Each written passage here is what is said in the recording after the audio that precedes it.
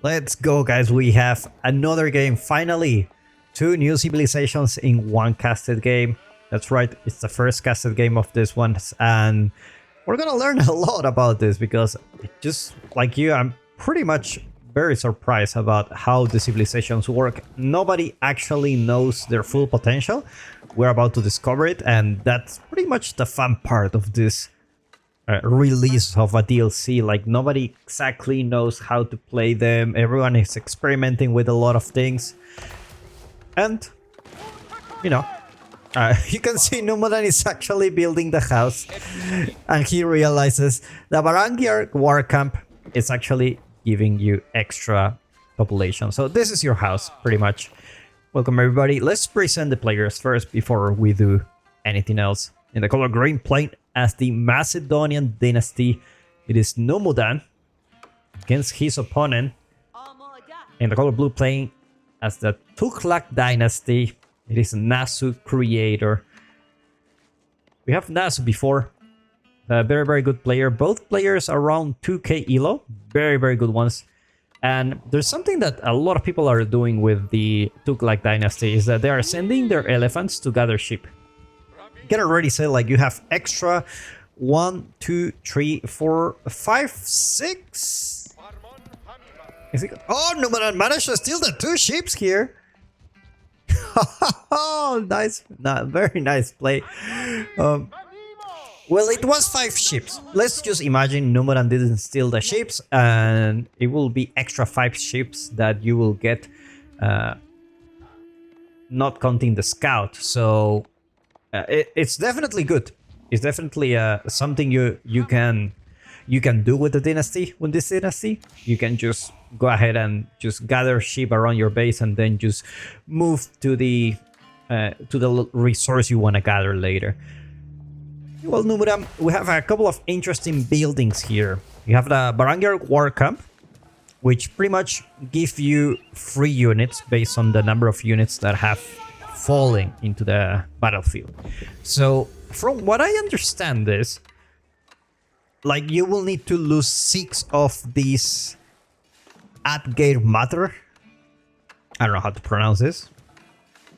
Spearman. you will need to lose 6 spearmen to get 1 for free. That's what I will get it from this description. So a very cool feature. We're about to see it working. And also, he's aging up with the Imperial Hippodrome, which pretty much every time that there is like a fight inside, and as time passes, you have new champions emerging from here. So I saw that you have like the, I think it's like that, like an improved scout or something. You also have like a horseman. I also see a knight, which have more than 30 damage on the Feudal Age, which was kind of nuts. Meanwhile, Nasu is going with the Dome of Faith, which is gonna give him access to those healer elephants, and they are pretty damn good. Now, I think you can access from them in the Castle Age.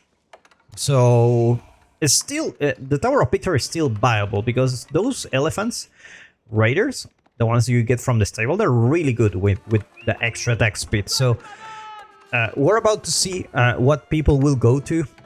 Healer elephants looks like a really nice combo because you can pretty much heal the elephants that you create. These are very expensive units, so you really need to take care of them. That's something to keep in mind. And there you go. So Imperial Hippodrome, you can see that you have like a sword icon that is loading here. In 25 seconds we will see the new champion, and also we're gonna be going for the Varangiar Arsenal, a new building, unique building. This will act as the blacksmith, which will give them unique technologies. We're about to see what you can get with that, but pretty much they will get them with steel. So you can see you have 208 steel, and you can exchange steel for upgrades from this workshop. So very interesting. Meanwhile, Nasu, let's take a look at his base. Not a single production building yet. So it's gonna go for a healer elephant. interesting choice. There isn't a single unit, but there's already a healer there. Trying to heal the, you know, the villagers any time like there is some kind of raid or something. Could be working. And now keep in mind the killer elephant also attacks, so it's not like only healing. So it should be doing quite okay against this horseman. We're about to see that. We're about to see that. Meanwhile, we see the Hippodrome Scout. Very special scout. Let me see if I can find it. There you go. So it does have extra vision. Let's take a look at the vision. So it does have extra vision. And... no, it doesn't have extra vision, sorry. I'm confusing myself with the Crucible. I played a lot today. Extremely fun game mode, by the way. But it does have extra 35% damage for torch damage around the units around it. So very, very cool.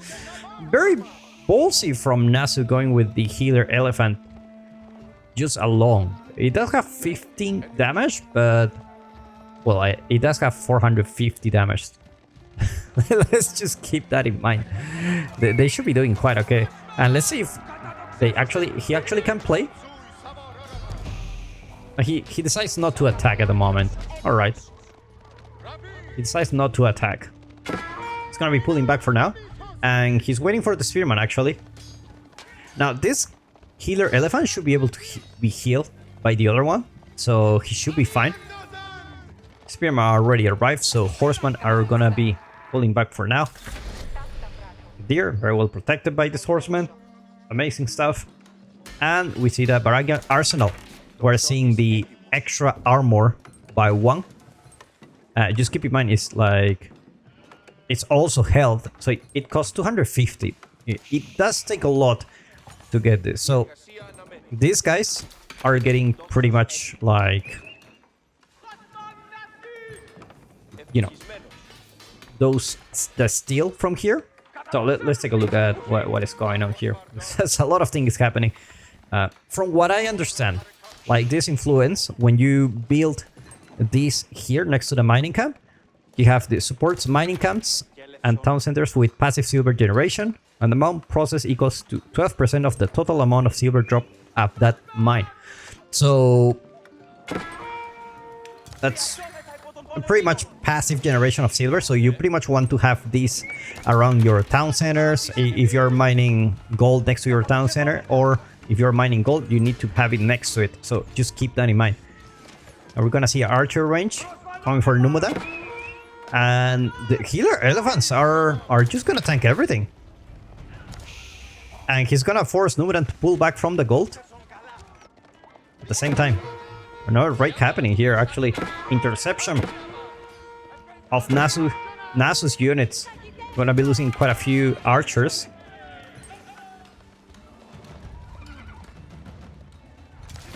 And Nasu just creating a lot of idle time at the moment. Creating a lot of idle time. Let's take a look at the income per minute. Now, we don't see any fortress coming for Nasu yet.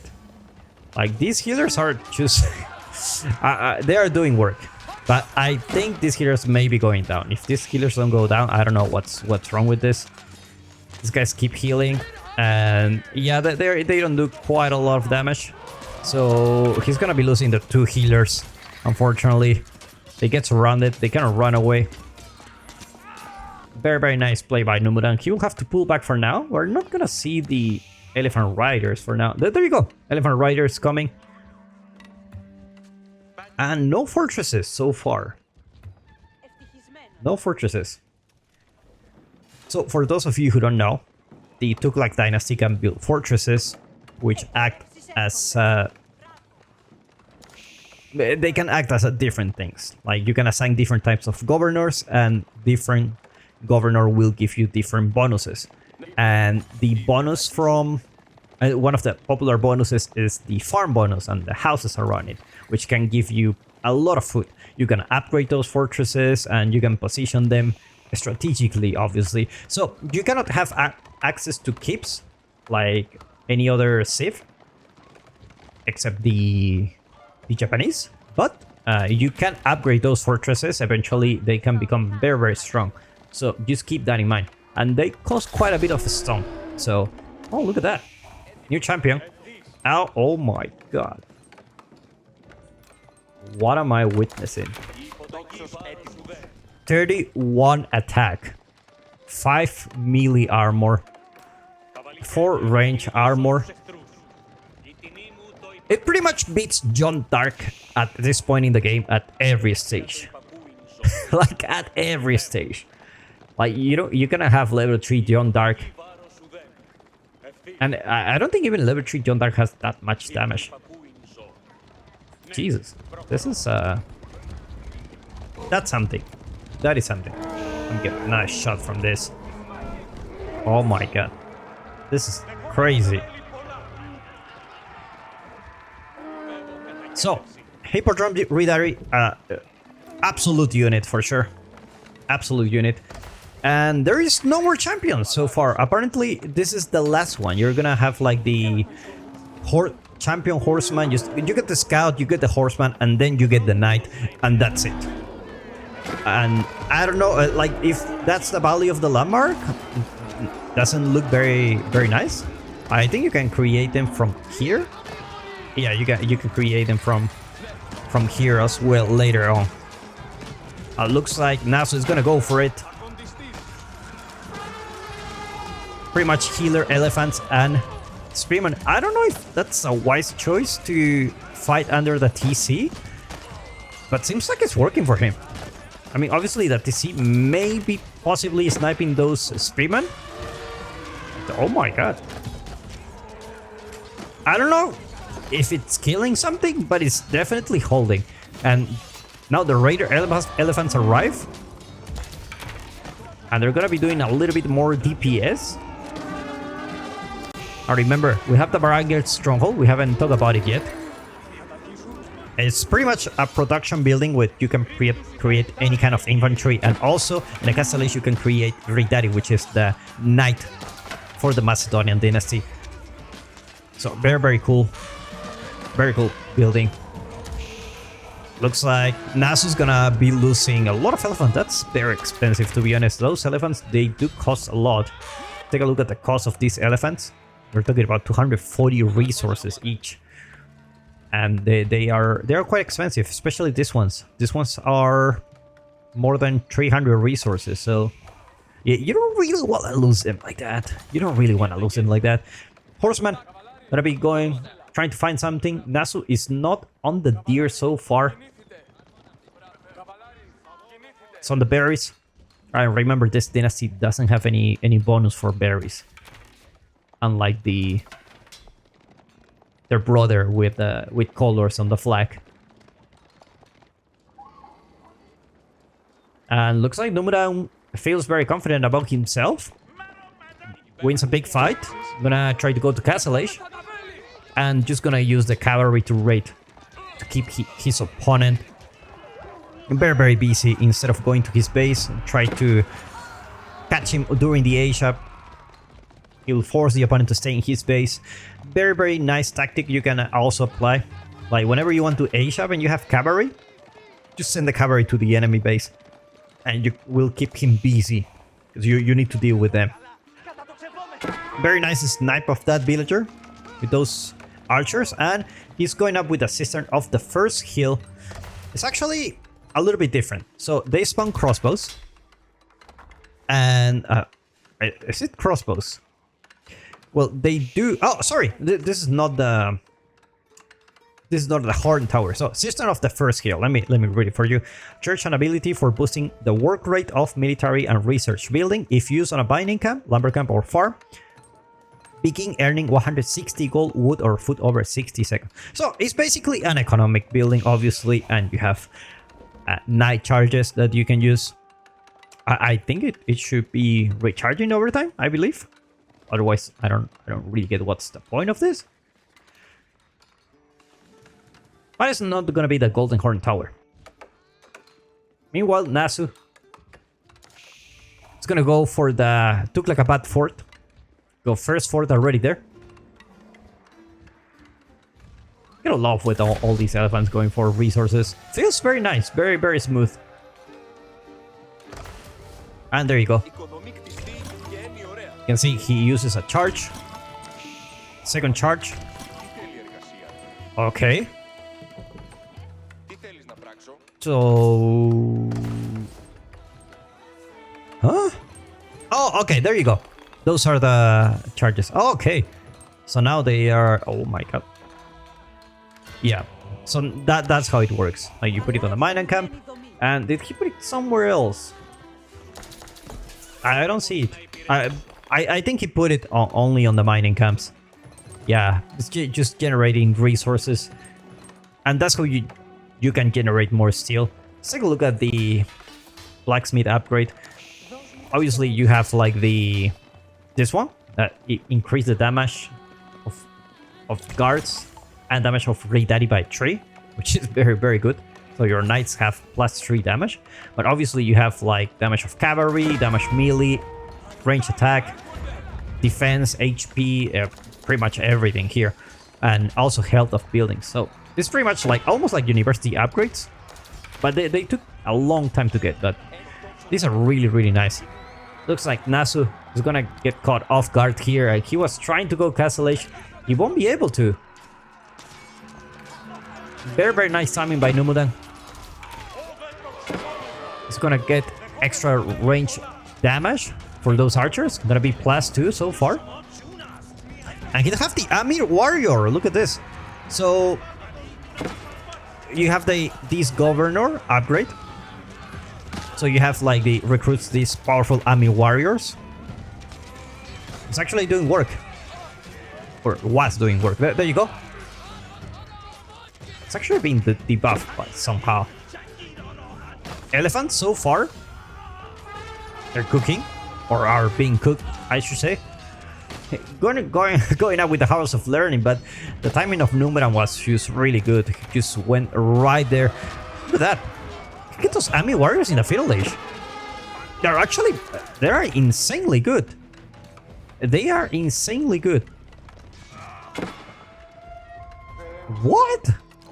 How can you have so many? Oh no, Nasu. Not like this. Oh no. This is disaster. This is disaster.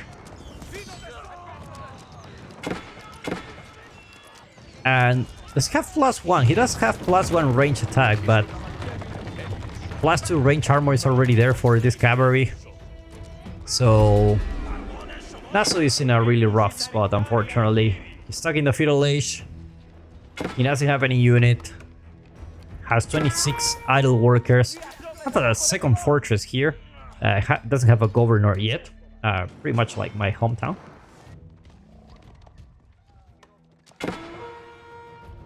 We do have, actually, but it's like not having anything. Actually very good. What are they? Oh, they lose health when they are away from the fort. Alright. That's very interesting. This actually can help you to defend, except like your opponent has a lot of cavalry and these 3 daddy are like very, very good. They have a lot of health. And this champion, don't even get me started on this one. Alright, finally, House of Learning. Look at that. Oh my god, 2 House of Learnings. But apparently Nasu didn't want to learn today in this match. I hope you enjoyed this match, guys. Very, very interesting civilizations. And I'll see you in the next one.